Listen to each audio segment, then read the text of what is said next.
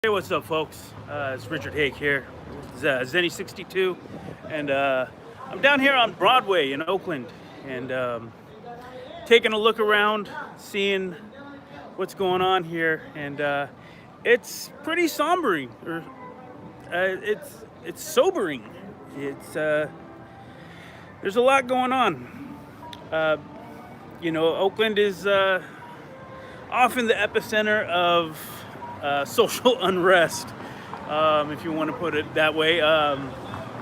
You know, from the time this all started, people were vocal in Oakland, and sorry, I'm just trying to find a place away from the wind. It was pretty. Oakland's always been vocal about what's going on, as are other cities, Atlanta and Washington D.C. and Baltimore, and so many more. And in this case, following the protests in Minneapolis, but I think Oakland often gets the short end of the stick. Because really, what was happening in Oakland wasn't that bad. Yeah, there was some noise here. There was some looting, some rioting, but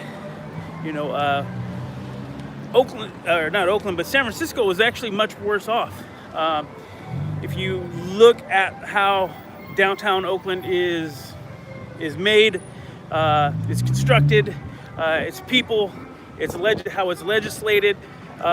These are mostly small, minority-owned businesses, and you're not going to see the Gap, and you're not going to see big chain stores. There's no Nike town in Oakland. There's no I don't even think there's a McDonald's down here. You're not going to see a lot of big companies. Starbucks is kind of one of the weird few chain places you see in Oakland.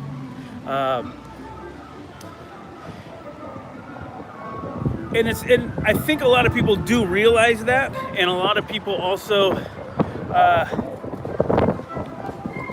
realize that maybe it's not a great idea to destroy your neighborhood. I can't tell how many windows are broken here because everything's boarded up. I'm going to give you guys a look.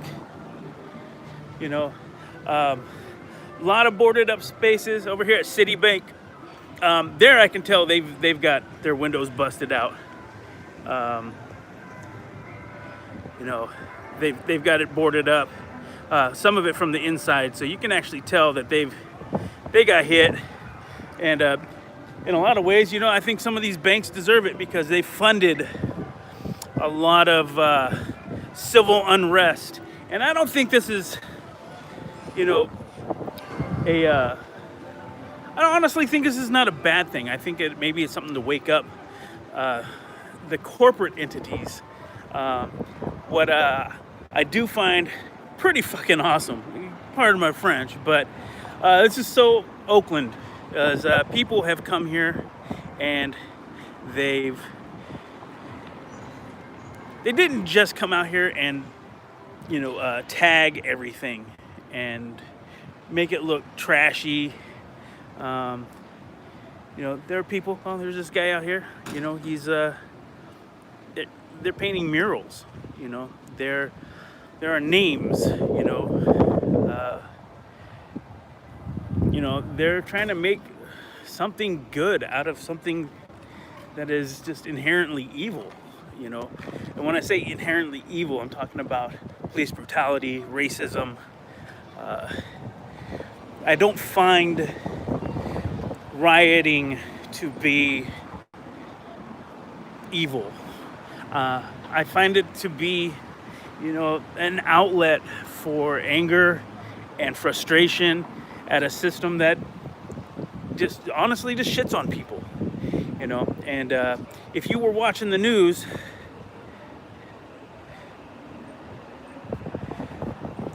all right, Vincent, I can't pull up your thing again, your comment again, but For you to make this about Democrats and Republicans is frankly bullshit. It's fucking bullshit. And because this is happening in these cities. Man, okay, so you need to understand how cities work first. These are happening in Republican cities too, and I think that's bullshit to have that as your argument. If you understood cities, you'll find that they are multi-ethnic, multiracial, and they go from the socio-economic ladder from the very bottom to the very top. If you don't like that, go vote. But when you have these things, there's going to be problems. See, a lot of these ideas that you have are old ideas. They're broken ideas. Some of them are ingrained in ignorance. Some of it's ingrained in racism. But when you have big cities, you can't just sit here and push everything into, left and right, Republicans and Democrat ideas. There are good ideas and there are bad ideas. And to say that these are all, only certain people live in these certain places is garbage,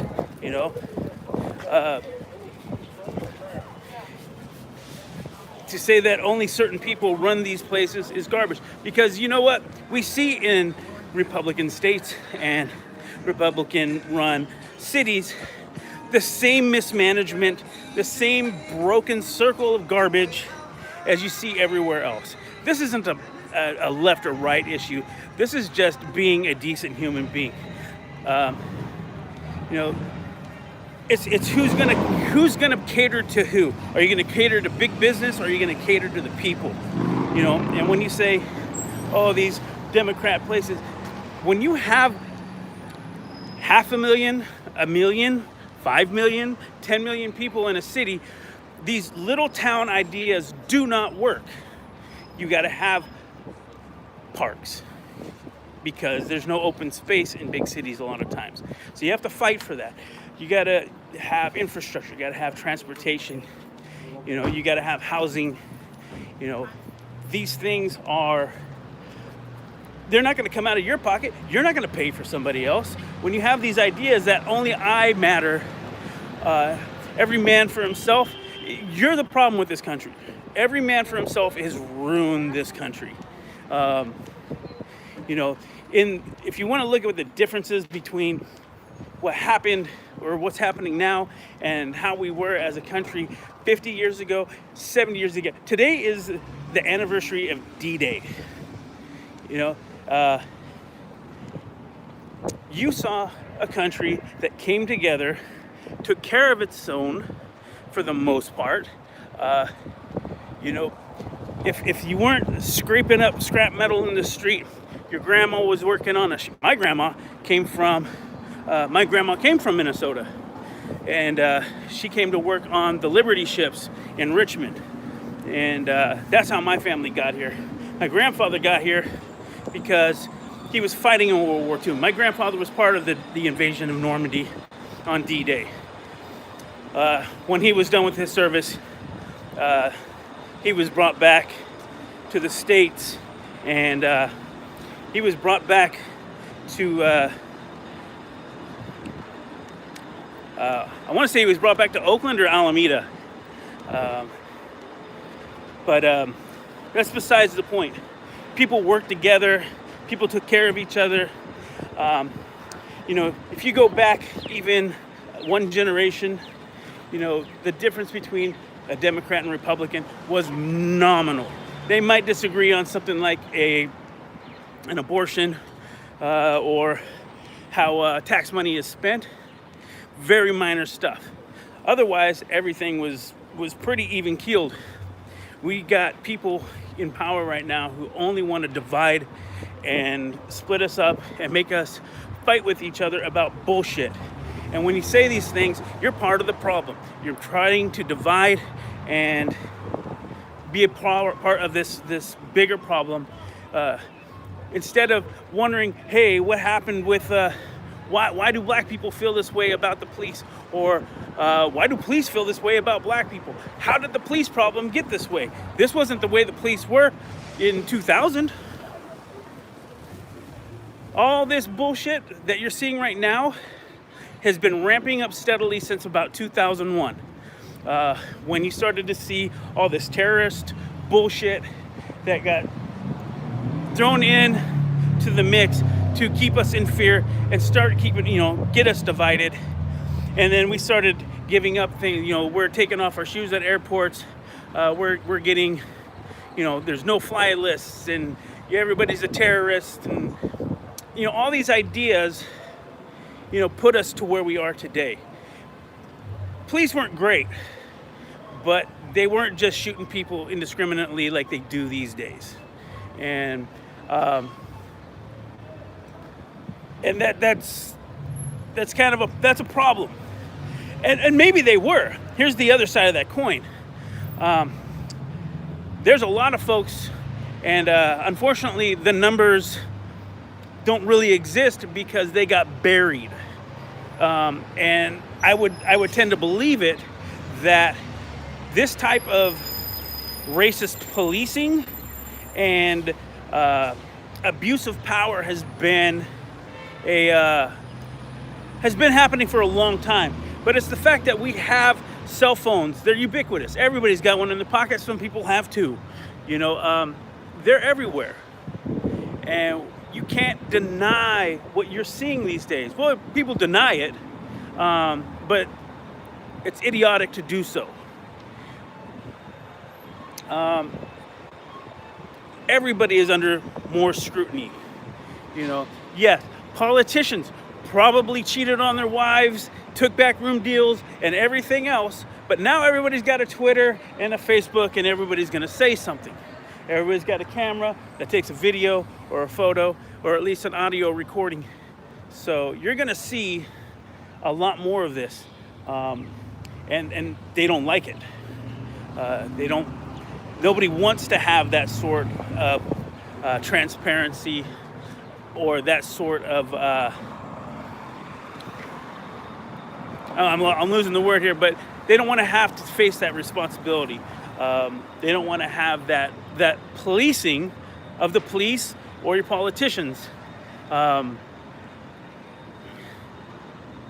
It's caused by bad policing. Well, it's systemic, not just from the police itself, but it's a cycle that happens, from the bottom up and then into politics. And when it's in politics, it becomes, things that people vote on. People, everybody wants more police on the street, but nobody really cares how you get them and how things happen. People care more about, like I said, boots on the ground. We don't care how well trained they are. Just any cop is a good cop. And that's the way people see it. You often find that police in patrol wealthy areas more than they patrol, poor neighborhoods. I've been out here for probably a good half hour looking around. I haven't seen one cop, and I'm right here by City Hall. City Hall's right there. It's basically across the street. Haven't seen a cop at all. What I have seen is I have seen the people. I have seen residents out here cleaning. I've seen there's some guys over here at City Hall who were preaching. Protesters are starting to show up. I see a lot of signs. Here's really something that I found interesting, which was the people who were protesting. You saw a lot of white people. You saw a lot of Latinos. I see a lot of Asians. A mixture of everybody. But when I was seeing videos and photos of these protests, I was seeing non-black people. And there's another story in that. One, it's sorry, walking around the corner here. When you see stuff like that, one, it's a good thing, because that means people aren't taking this shit anymore. You know, the only way this is going to end is if we all say that this is not okay. If we all get up and, whether it's raise hell, well, yeah, that's a good point. You got to look at the numbers, but I don't want to detract from the point of that you need people to come out here. You need white folks to come out here, because you know what?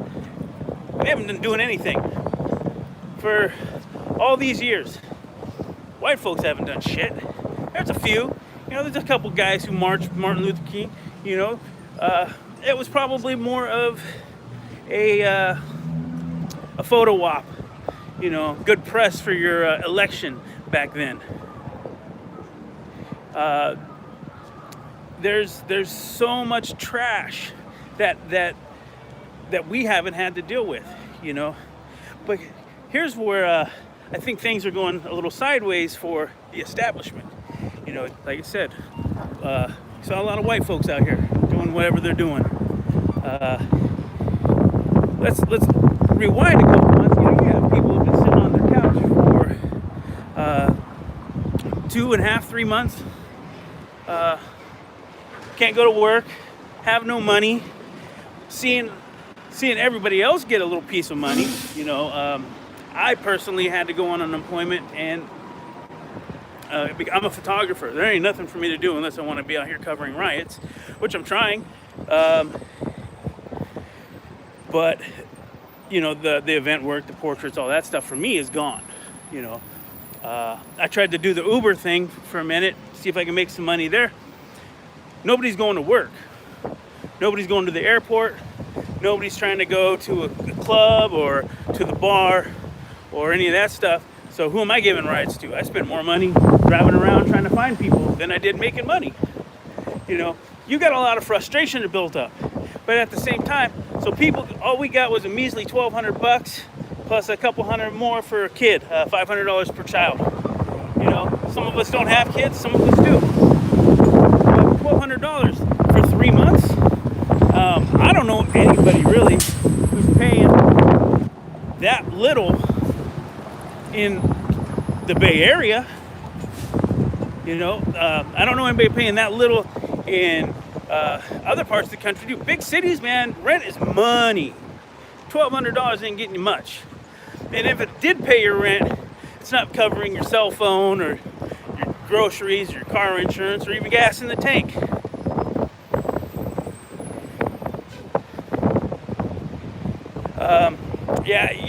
You're hammering me with a bunch of stuff. I can't read it. It's going by too quick and it disappears too fast. But I'm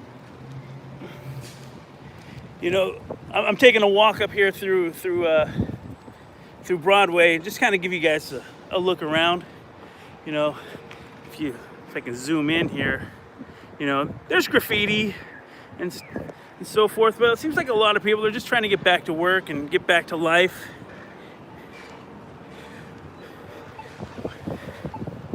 I'm not gonna kill Trump on everything. He has some good things, but way too many bad things.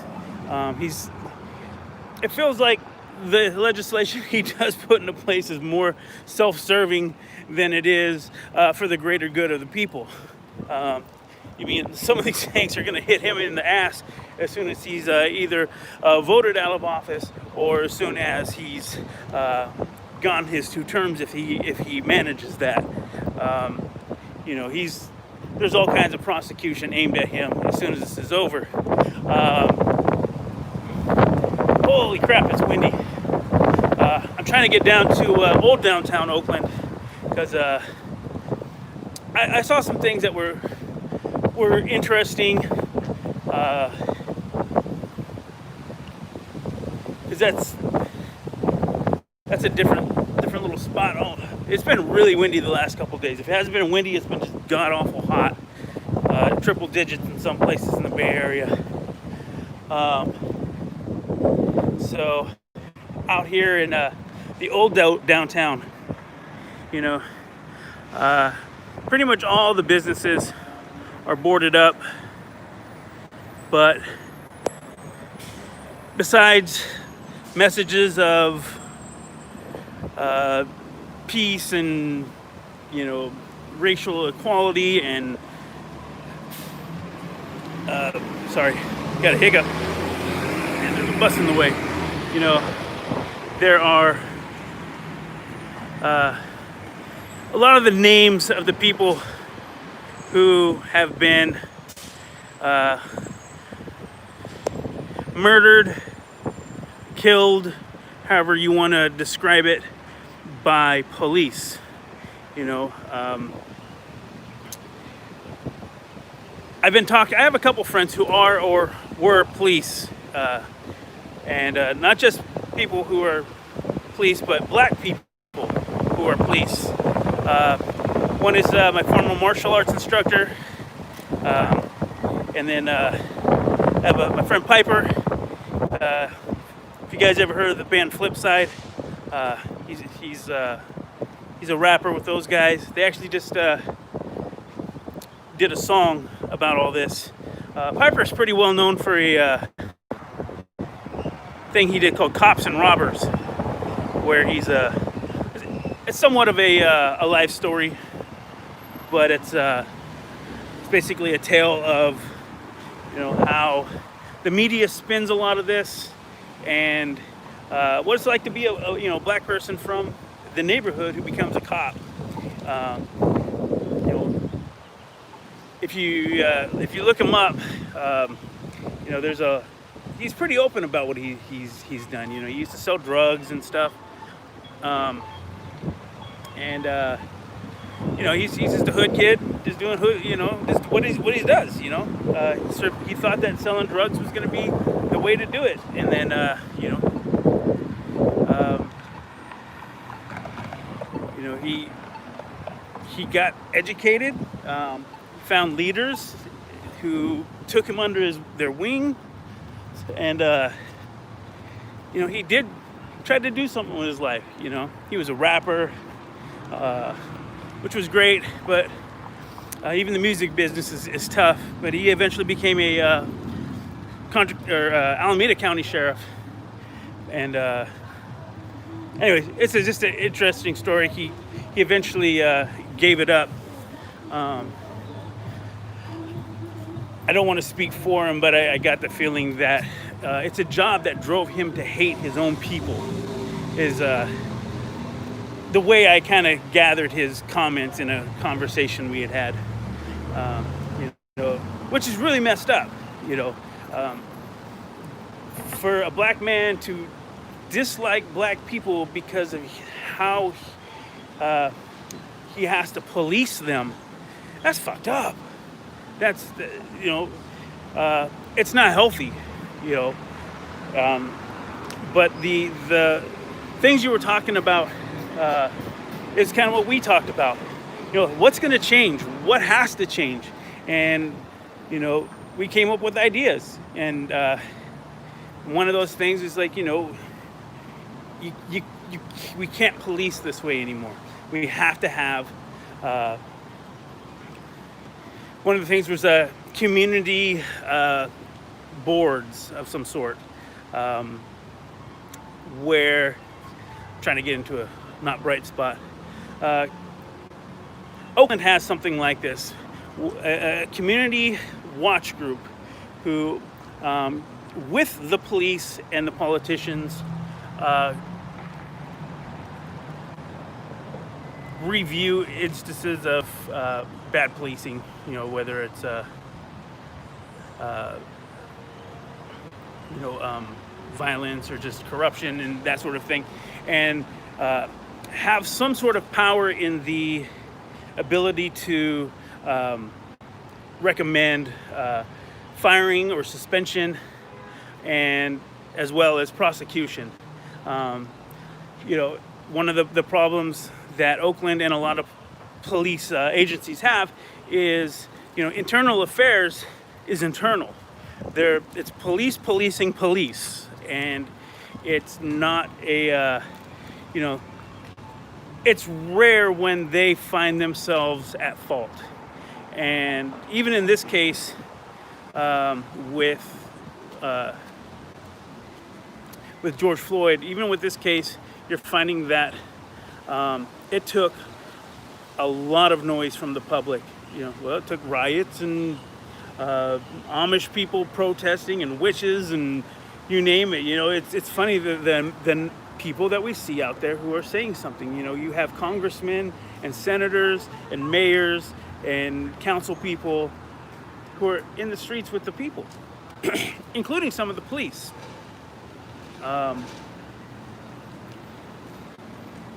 It's a messed up system, but it took all those people to make this change, and so, they went through and they only arrested the main officer. I screw his name up all the time. That wasn't enough. The other people, we watched the videos, they were complicit. They didn't do anything, and now we're seeing cops there are some who've made posts on Instagram and Twitter who are calling out their fellow officers, if I can speak properly. Hey, we got to do the right thing. If we see something, we should do something, regardless if it's another officer. But we should get rid of these systems that are in place to protect the police without protecting the citizens.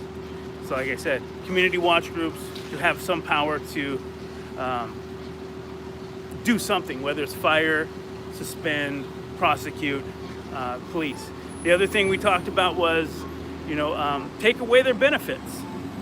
If you're a police officer and you do something wrong, if you're being investigated for a crime, you should be suspended without pay. If I go and I do something wrong at work, they're not sending me home to get a full paycheck while I sit on my ass and they take their time to acquit me.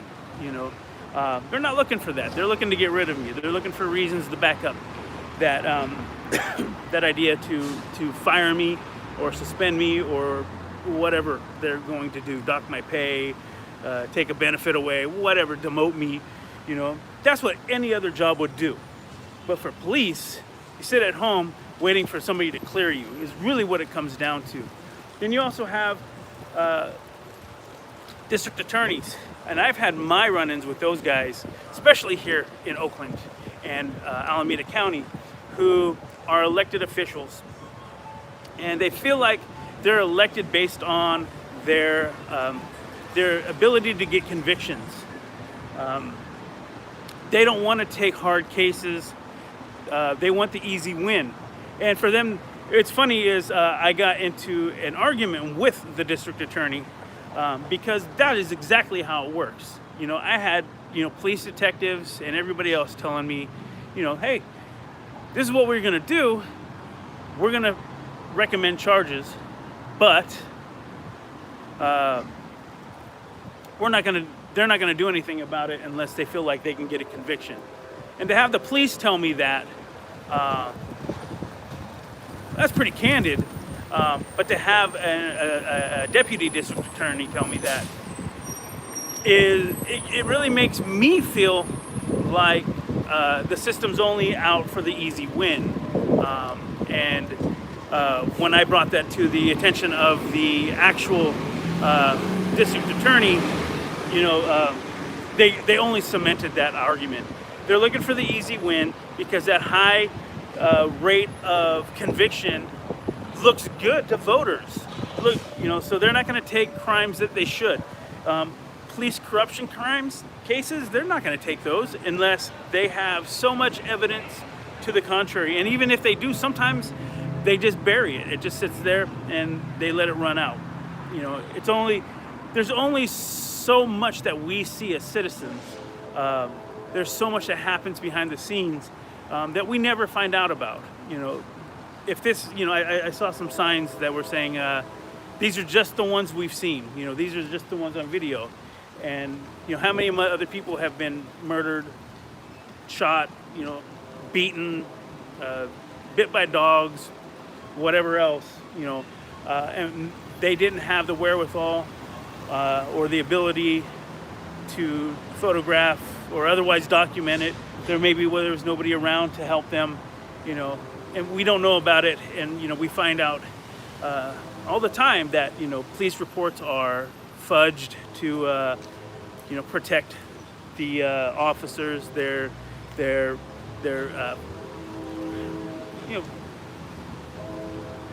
they protect the officers and try to further incriminate criminals. Hey, if you're a criminal and you did something wrong, yeah, you deserve to be off the street, and you deserve what you get, basically, as far as jail. But it's not for the police to decide cases. Their job is just to make the arrest and then let the district attorneys and the courts and everybody else figure this stuff out. But out here we got Judge Dredd. We got cops who are deciding whether you live or die. Vincere Apmori, I hope I'm pronouncing your name right. Racism and prejudice are caused by people's perceptions. People tend to view others collectively, and it's not right to judge people as a group. Right, we don't want to judge them as a group. There are great cops, and I know a few of them. People who would stand up in the situation where they see an officer choking somebody out, who would jump in and say something.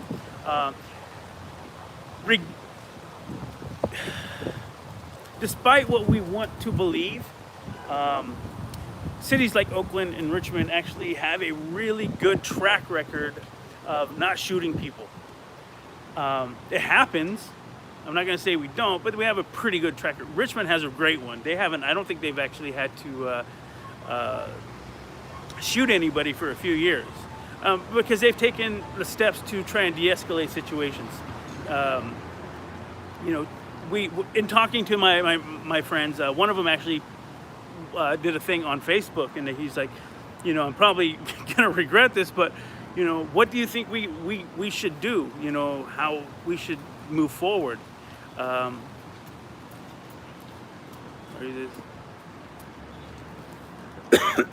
It doesn't matter who the police are. People do want to see want to see police who look like them in their communities. And you do want to have police who represent your neighborhood and at least your walk of life. One of the other things we talked about was the militarization of police, and that started really happening in in the early 2000s, right after 9/11. Now we start making police anti-terrorist units, and you would start seeing the mistreatment of people just in a traffic stop. You got police who are just yelling and they're rough with people and stuff. I mean, and it's ramped up. Suddenly you've got SWAT units who are out serving warrants and serving court papers. It's like for somebody who has a failure to appear for a traffic ticket. You got the SWAT team breaking down doors and shooting dogs and innocent people, going to the wrong houses. Sorry, I'm under this tree and it's killing me.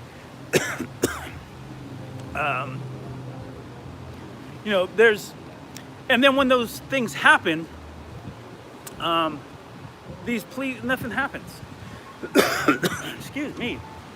Like I breathed in one of these little twigs or something, or a bug. Excuse me, sorry. No, but we've seen these stories where, they come to the wrong house, they arrest the wrong suspect. Somebody gets hurt, somebody gets killed, and the officers they get off. There's something called qualified immunity that basically says if they make a mistake, that they can't be prosecuted for it. It's way more involved than that, but that's the gist of it. A lot of these cops never get charged, and then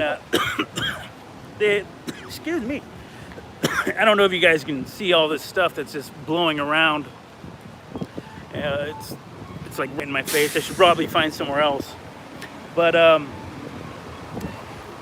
police often don't have to face consequences for what they've done. Again, they get moved to a desk job, or they get to go home and collect a paycheck until somebody figures something out. After a while, most of us just forget about it, and some of these officers end up right back out on the street patrolling again. And we saw that with the guy who killed George Floyd. You know, this guy has multiple complaints, and because of his propensity for violence. The other thing we talked about was, you know, well, I was saying before, actually, it all connects into that, was the militarization of the police is bad, because first you're giving them assault rifles, you're giving them explosives, and some of them aren't even really trained to use them.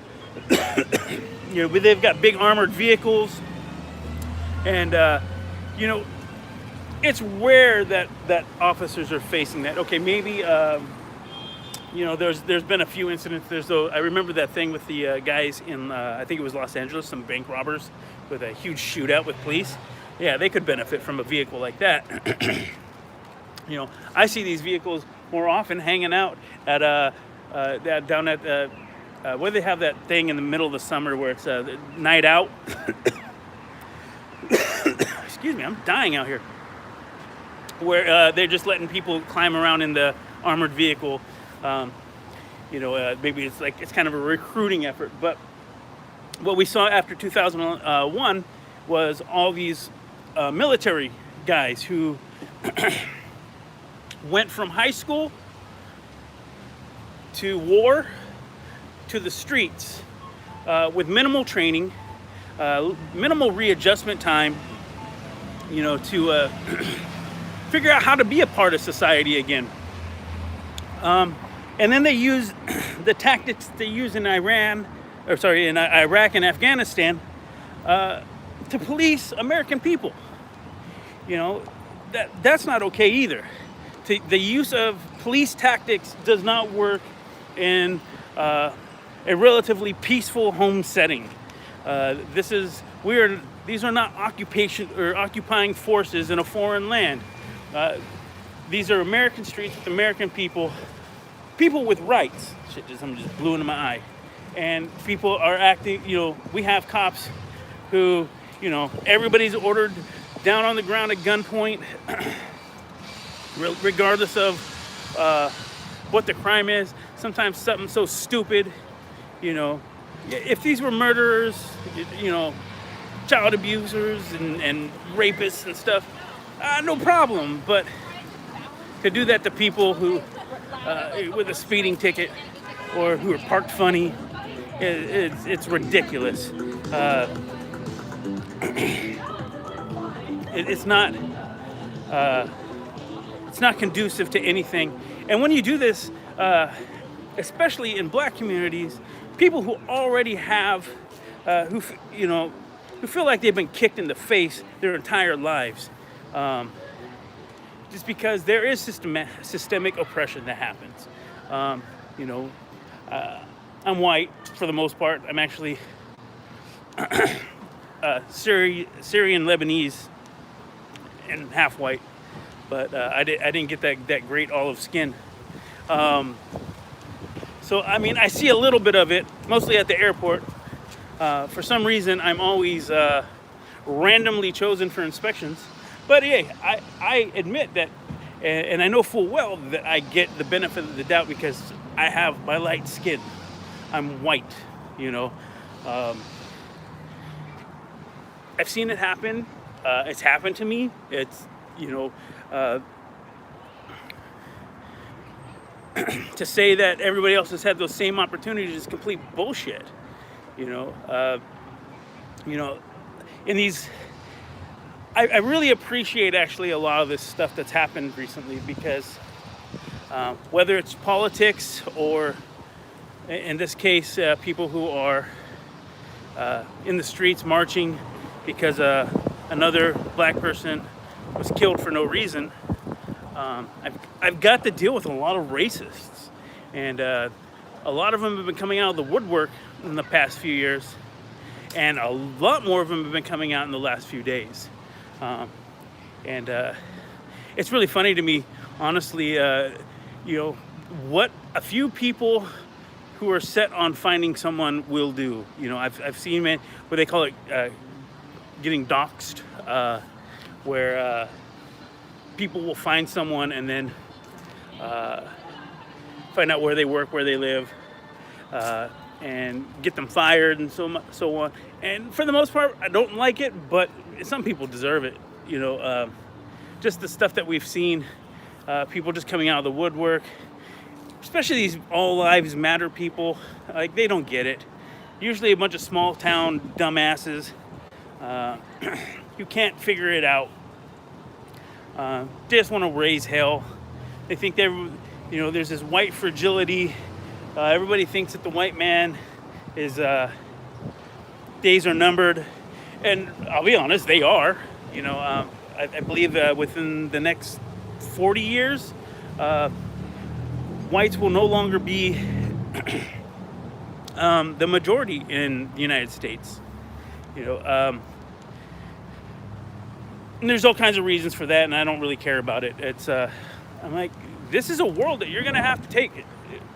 You're gonna get it whether you want it or not. You could do it now the easy way, or you're gonna do it the hard way in the long run. And even then, it's gonna be tough because these kids today, they're gonna grow up in this environment. They're gonna see that these ideas don't work.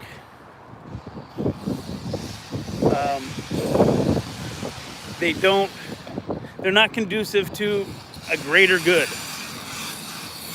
Somebody's out here fixing some stuff. I always get sidetracked. I always come out here to talk about one thing, and then it comes out somewhere else. But whether you like it or not, shit's gonna change. I think it was a wake-up call to politicians as well as the general public that this isn't gonna stand. You can talk all you want. We had the white supremacists who were gonna come down and squash these protesters and rioters. They never showed up. I'm gonna tell you right now, they never showed up. This reminds me of a couple years ago in Dallas, Texas. There was some open carry thing, and somebody went wacko, and all those guys who were carrying loaded weapons, AK well, some of them did have AK-47s and their whatever the hell this shit is. I'm spacing, but they had guns, and they all hit the bricks. They ran, they got down. Nobody fired back on this guy. And that's the thing. America's propensity for violence is only goes so far. There's only a few people who are really out there to do it. I think they do it in a way it's cowardly. You shoot people who don't want to fight back. Where they won't go into a place where somebody might shoot them. This is what happens with school shooters. Happens with all these post office guys and everything else. Those guys who want violence, they are not ready to bring it. I don't think America has the stomach for a real violent confrontation, whether you want to call it a civil war or an uprising or race wars or whatever these idiots want to do. I don't think America is really as tough as they say they are. I think it's all bravado and machismo and just people who want to talk a big game. I don't think people really have it in them to go that step. And I'm glad they don't, because frankly, I don't think violence has to happen to make this change. It just comes down to, a come to Jesus moment where you decide if you want to be the oppressor or if you really, really want to help people overcome these problems, because I don't care I hear about these damn purple people, somebody's about to say some racist shit. They don't care about it. If they did, we wouldn't have to deal with this. They wouldn't, you know. I don't know what the answers are. I have my ideas. I'm open to suggestions, and that's where it comes down to. Are you willing to hear people's grievances, and not just sit there and hear them and argue with them? Shut up and listen. You don't have to agree with them, but it's in your best interest to at least listen to them. You might find common ground. You might grow a heart a little bit and have some empathy, and you might actually change something. You might make a friend. You never know. But all this, those guys and us and them and all that garbage that you've been taught is garbage. It really is. I feel like I've gotten wiser in my old age here, because I had some of these ideas when I was younger. I spent a lot of time around military folks. I did join the military, and I lived in Texas for a while, where I saw all of this. I've seen some pretty bad stuff, and I don't want to be a part of that. And I think it's a conscious decision to not do that. Because people who say, I was raised this way, this is our heritage, it's not just a conscious decision. It's an excuse to keep acting like an asshole. And if you truly believe that we have a system that allows people to be the best they can be, to be, whether it's to be the best worker, the best policeman, the best businessman, the best father or mother, whatever that best them that they can be, if it's so hard or if it's so easy for you to say that, you think it's so easy for people to just go out there and do that, then you have to give them the opportunity to do so. You can't step on somebody's neck and say, you have the same opportunity as me right now. And that's not how it works.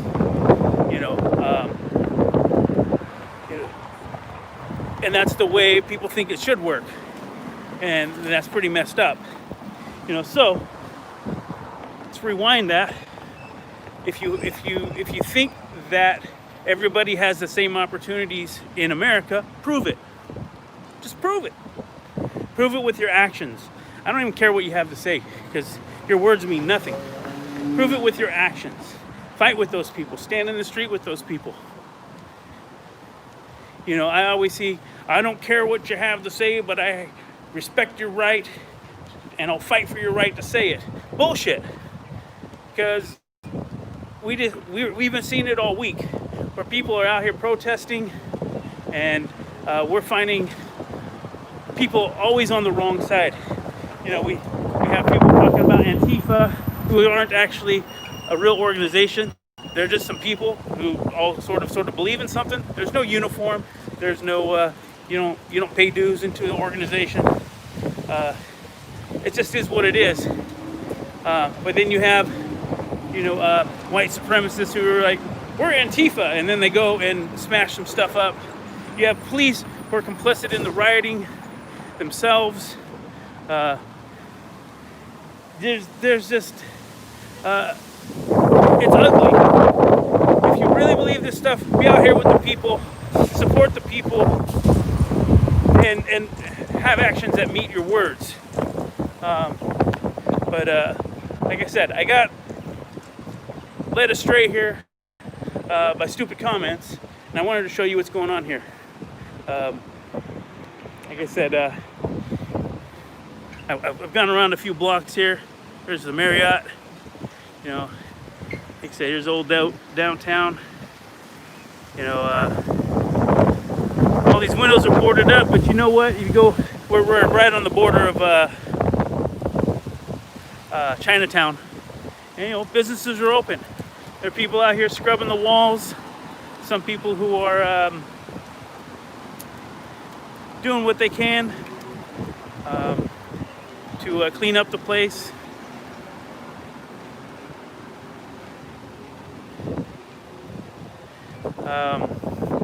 I saw a couple blocks over when I was driving through, there was a whole bunch of people who were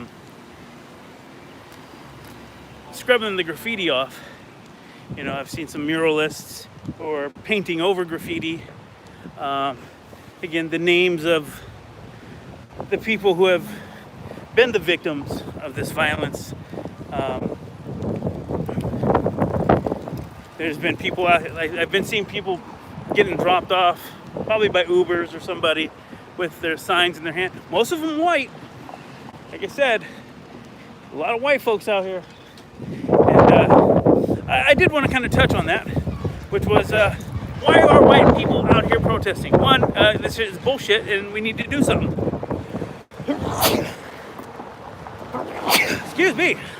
Sun is in my face. Two, yeah, we're kind of fed up with this shit too, because the same system that oppresses people of color are the same systems that white people are starting to be affected by. You know, that contraction of the middle class. That's a lot of white folks too. It's not, you know, in with the looting. Yeah, you know, a lot of these corporations are the oppressors from generations. They're the same ones who financed the politicians who created this mess, and they're, you know,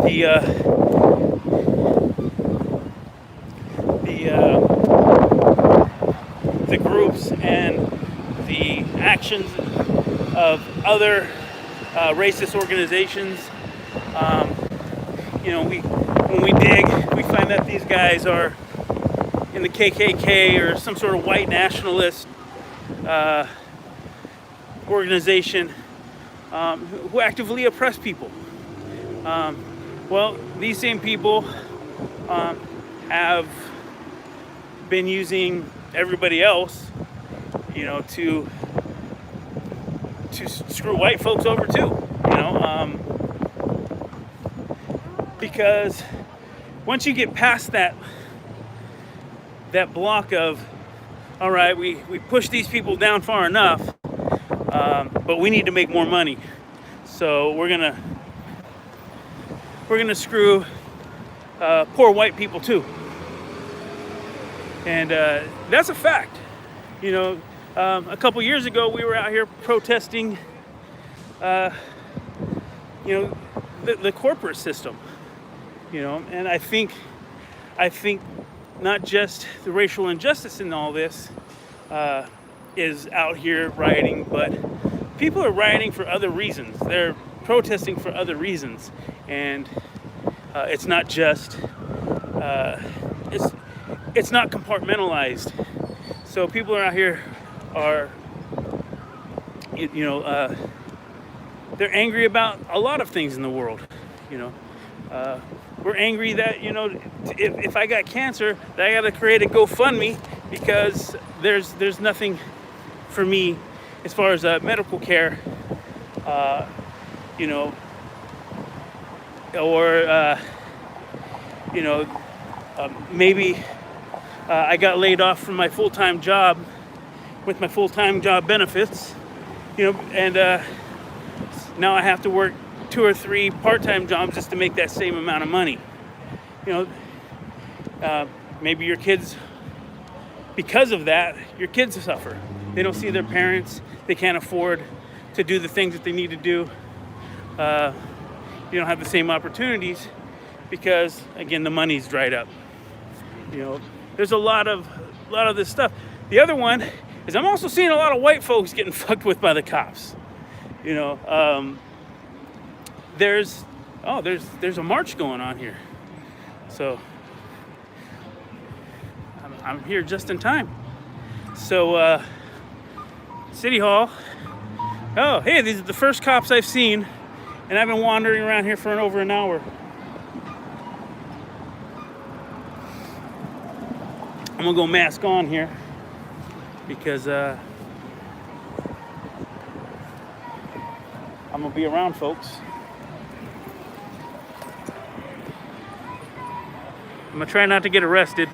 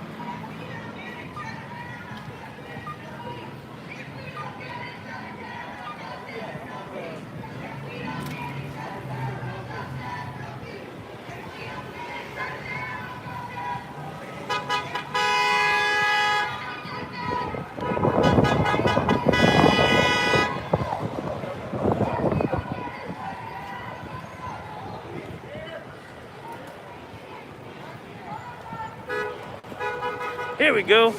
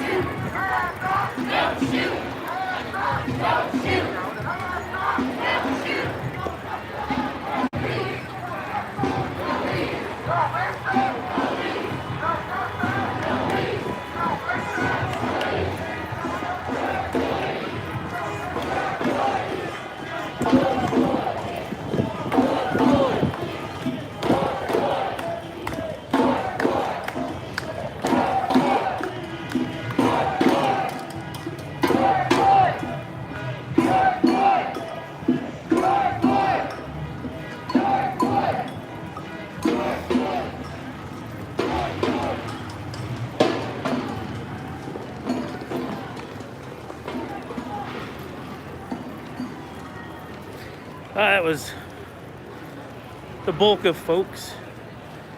Well, I don't know. I'm not sure where they're going. I don't know where everybody was starting from. Looks like from maybe Castro. So I'm gonna get away from people so I can take my mask off. Got my Batman mask. So I read your comment about, respecting other people's opinions, and I think that's a good thing as well as a bad thing. I respect your opinion if it's based in fact and sound judgment, but I'm not going to respect your opinion if it's a bunch of bullshit, racist, just ignorant. If it's, there's certain things we need to agree on and certain things that we can't agree on. We can't agree that fascism and racism and, these ideas are good ideas that should be supported. You should be arguing these things. You can't agree to disagree. When you agree to disagree, you're turning a blind eye to something and you're letting it build. If you don't shut down people who are racist or whatever-ist, that makes them stronger. That's how these movements grow, is because people don't shut them down. If we agree to disagree, shit gets worse. We don't agree to disagree. We didn't go into World War II going, we'll agree to disagree. Keep killing Jews. We'll agree to disagree. We didn't do that. Civil War, we didn't agree to disagree. We've had wars over these things. Disagreement is good. Now, the problem I have is that violent disagreement is not good. Disagree or I'm sorry, let me say that again.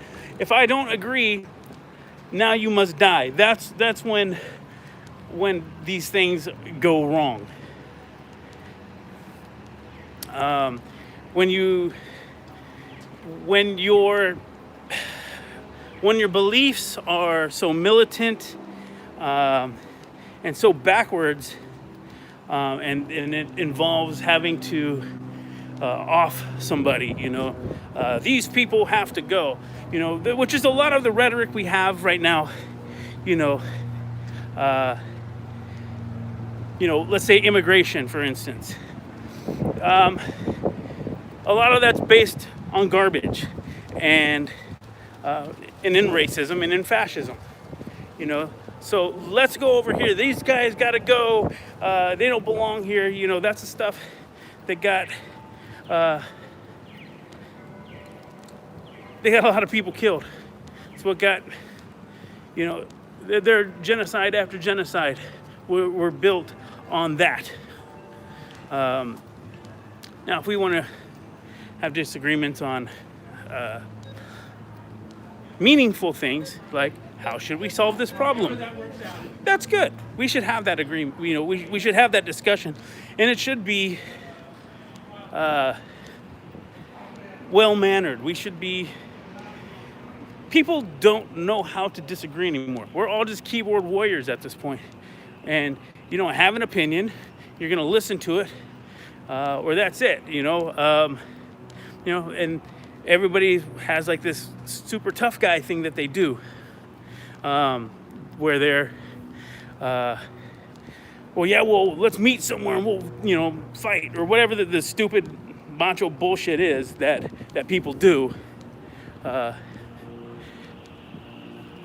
You can't.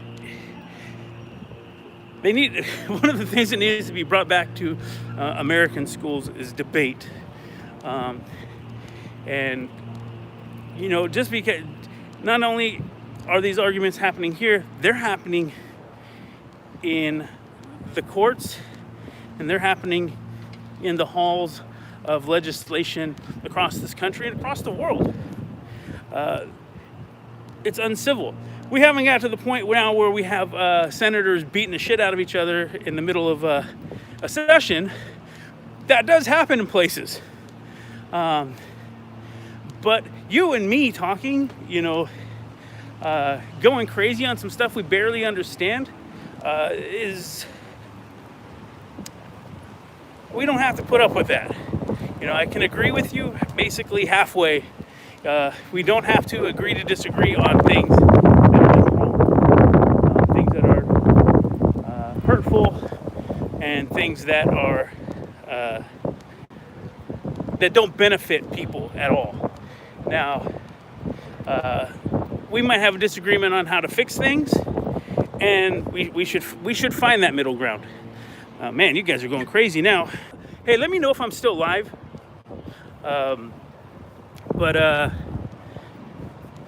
should cut this short. I've been on for over an hour, 5 minutes now. I just went through, we got Clorox here. My daddy changed the world. That's what that little girl said. Little Gigi Floyd. Cool, I got a phone call, so I didn't know what happened. Yeah, I mean, we all can be better. I can be better. I go off the rails sometimes and want to argue with people. And, you know, that ruins my day. It gets me amped up.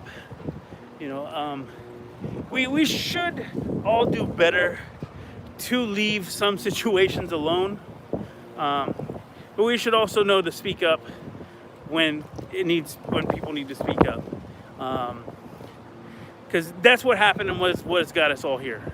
You know, other officers didn't speak up when a man was standing on the neck of George Floyd.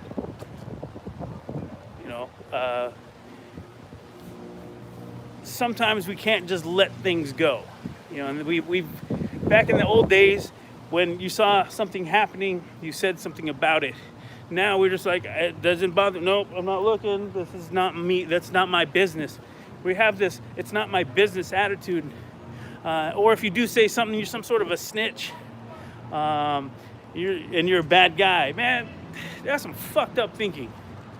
That's some broken thinking, because nothing's ever going to change if we all turn a blind eye to it. Nothing's going to change. No, especially over what might be $20. You know how many times I've had fake money? A couple times. I got it from the bank's ATM. You know, who knows whether or not he had? That's not even a question anymore, because nobody really investigated that.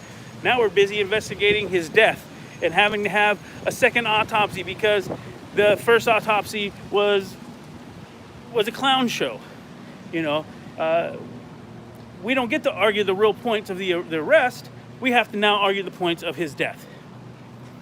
Trying to get to these things, man. You guys are commenting like crazy now. Could have answered a different way.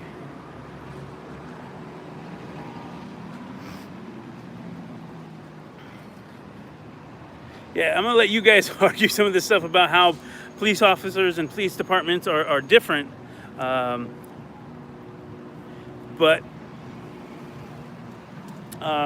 Yeah, different. I will say that different offices and departments have different trainings and different budgets and different leadership. You know, different responsibilities even. You know, the sheriff's department responsibilities are not the same as the city police, and their responsibilities aren't the same as the state police or the U.S. Marshals or the FBI or anybody else's. They all have different things. So yeah, it's all going to be different. I don't know. I think I'm going to shut this down. I think that the conversations are going nicely. You guys go ahead and continue that, because we do need to have these conversations. I think we all need to sit down and have these discussions and not be afraid of them. As long as you can go into it with the idea that, you know, if I hear something I don't like, that, you know, it's not going to be solved with fists or guns or bombs or whatever else, you know, with violence, you know, because that's something we don't do anymore. Everybody's angry. we got to come to a better place than this, and there's a lot of things that we can do to change. Anyways, guys, I've been out here for long enough. I'm gonna see where that march is going, and if something happens, I'll be back.